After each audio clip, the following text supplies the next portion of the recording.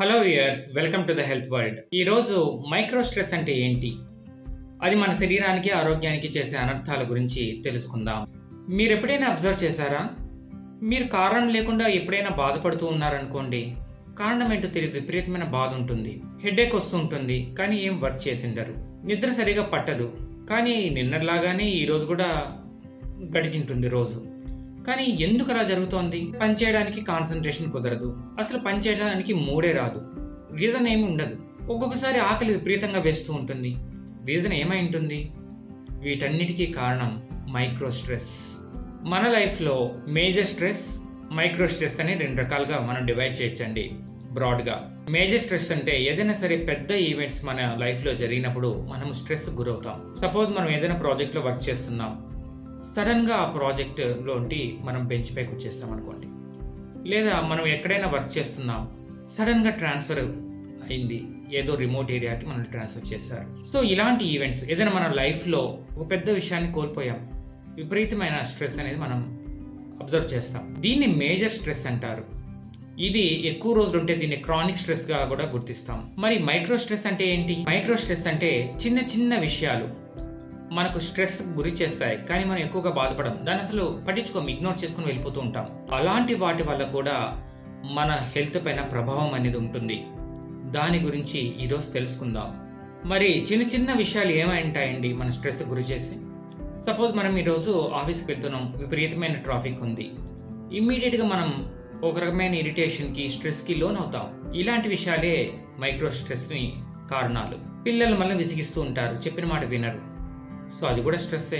మనం ఏదైనా వర్క్ చేస్తున్నాం, పదే పదే ఇంటరప్షన్ గురవుతుంటాం, లేసి వెళ్లాల్సి ఉంటుంది, అది కూడా స్ట్రెస్సే. మన ఫోన్లో ఎక్కువగా నోటిఫికేషన్స్ వస్తున్నాయి, చూసుకోవడానికి టైం లేదు, వాటిని ఓపెన్ చేయగానే చాలా నోటిఫికేషన్ కనిపెట్టాయనుకోండి, వెంటనే స్ట్రెస్ లోన్ అవుతాం. ఈ మంత్ ఈఎంఐ ఎలా పే చేయాలి, ఎలా మన ఇంటి అవసరాలని అడ్జస్ట్ చేసుకోవాలి, ఫైనాన్షియల్ మేనేజ్మెంట్ ఎలా చేయాలి, ఇది కూడా ఒక స్ట్రెస్సే.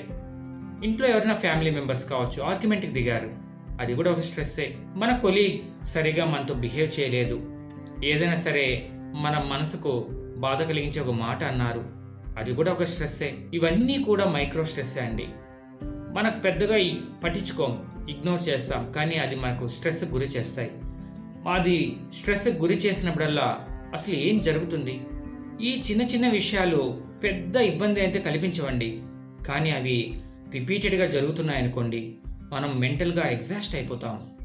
వీటి వల్ల ఇబ్బంది ఏంటండి అంటే, మనం ఇందాక డిస్కస్ చేసాం కదా, కారణం తెలియకుండా హెడేక్ రావడం, కారణం తెలియకుండా స్లీప్ డిస్టర్బెన్సెస్, డీప్ స్లీప్ పట్టదండి వాళ్ళకి, ఇరిటేషన్ ఎక్కువ ఉంటుంది, మూడ్ స్వింగ్స్ ఉంటాయి, షార్ట్ టెంపర్ ఉంటుంది, చిన్న విషయాలకి ఎక్కువ రెస్పాండ్ అవుతుంటాం, ప్రతిదానికి ఆర్గ్యుమెంట్కి దిగేస్తాం. ఇంకొకటి ఏంటి తెలుసా, మన బ్రెయిన్ ప్రతి దానికి రీజనింగ్ అడుగుతుంది, రీజనింగ్ ఇవ్వమని ప్రేరేపిస్తుంది, అది చాలా ఇబ్బందికి గురి చేస్తూ ఉంటుంది. ఈ మైక్రో స్ట్రెస్ ని ఏ విధంగా రిడ్యూస్ చేసుకోవాలి? మొదటి స్టెప్, ప్రతి పనికి కూడా మధ్యలో బ్రేక్ తీసుకోండి, కనీసం 20 మినిట్స్కి ఒకసారి. ఏ వర్క్ చేసినా సరే, మీ ఆఫీస్ వర్క్ కావచ్చు, లేదా కిచెన్ వర్క్ కావచ్చు, లేదా 1-2 మినిట్స్ స్మాల్ బ్రేక్ తీసుకోండి ఇంటెన్షనల్ గానే. మొబైల్ నోటిఫికేషన్ ని టర్న్ ఆఫ్ చేయండి. మీరు ఎప్పుడు ఫ్రీగా ఫీల్ అవుతారో అప్పుడు ఓపెన్ చేసి చెక్ చేసుకోండి. దానివల్ల మీ పనిలో ఇంటరప్షన్ అనేది జరగదు, ప్లస్ ఇరిటేషన్ అనేది రాదు. ఇక మూడవ స్టెప్, మల్టీ టాస్కింగ్ ని అవాయిడ్ చేయండి.